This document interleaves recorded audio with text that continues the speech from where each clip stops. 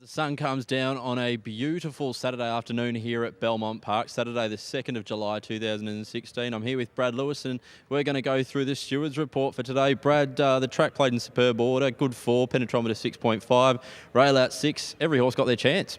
It did again, that's right, Mark. Again, the track's held up very well, so no rain going into the meeting was a big help there.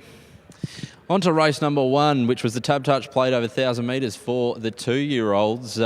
Dainty Test was wide, but still far too good. It was, Mark. He caught 3 wide throughout, just shifted inwards in the early stages. That caused a little bit of impediment to Fry's Assassin, ridden by Jason Whiting, who just had to steady his mount around the 900 metre mark. So Jordan Turner was warned in relation to that incident for not being 2 lengths clear as required.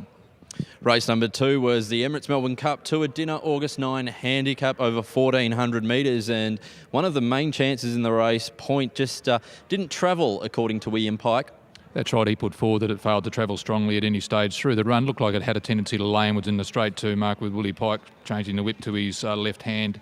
We had the vets look at the horse, no abnormalities, so the trainers will monitor its recovery and let us know if there's any abnormalities there. Foreseen, Troy Turner's mount raced keenly, didn't have the ability then to finish the race off, and Grand Lorado, a couple of excuses, came back with the thumps and also an elevated heart rate. Excuses there for Grand Lorado. Race number 3 was the Amelia Park Handicap over 1,300 metres, and a pretty clean and tidy race. Royalic returned with an elevated heart rate, however. That's right, and Reverend John, some specking there at the longer prices, had a tendency to lay inwards in the straight.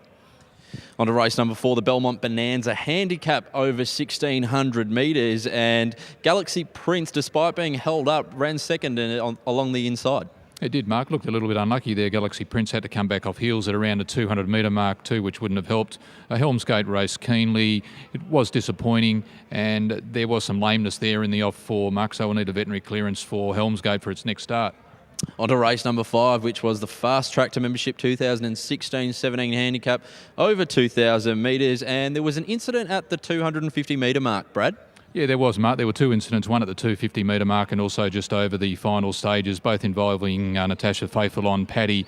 Initially caused some minor interference to Drive West, Fiona Bell's mount, but then latterly shifted inwards, getting to the winning post and crowded Uncle George, ridden by Paul Harvey, which was restrained. So that was a suspension there too. Natasha Faithful, she hadn't been suspended for around 12 months, so had a good record, pleaded guilty, a 13-day suspension starting from tomorrow night, where she'll ride at Kalgoorlie.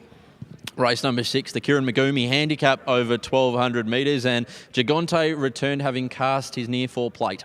That's right, and also got a bump at the start, also held up on straightening, and Brazano, another one that was held up in the straight from about the 250, had to be taken outwards at the 150. Race number 7, perthracing.com.au handicap over 1,300 metres. Peninci bounded on jumping, which wasn't a great start for that horse. No, it wasn't, and then it got held up to also, Mark, until about the 200 and then lay inwards and impeded over the final 100 metres. Sweet as Bro, it was held up between the 225 and about the 175 metre mark, and Mad Brad also was another that got impeded in the straight at about the 200 metre mark.